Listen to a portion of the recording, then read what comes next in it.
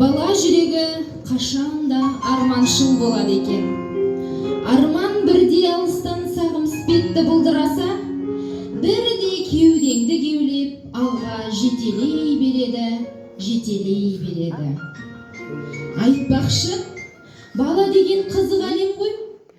Бірі шахтер, бірі дәрігер болуды армандаса, ал менің көңілімде ұстаздыққа деген шалқар махаббат кеуледі де тұрды.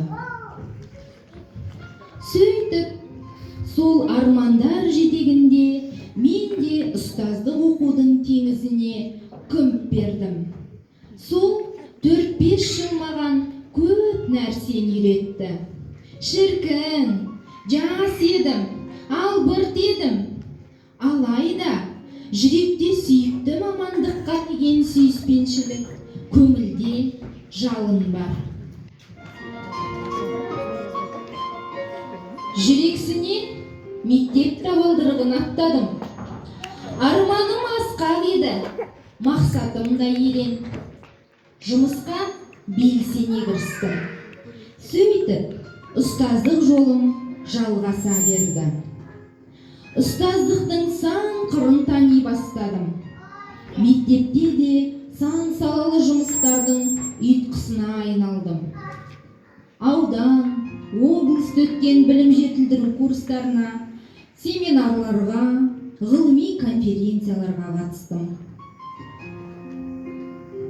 Дарынды шәкірттерім де көбейді. Еңбегім де еленіп, әртүрлі марапаттарға да ие бола бастадым. Тәжірибем байыды, ұстаздық ресурстарым дамыды. Сөйтіп, жылдар сырғып өте берді. Міне, бүгін де ұстаздық кемеліне де жақындадым.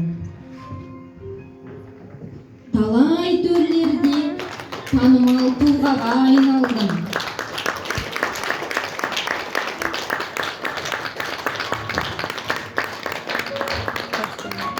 Тегінде ұстаздық қылған жалықпас, үйретуден балаға дегендей ұстаздың жолы осы екен. Қиын да шаттықты.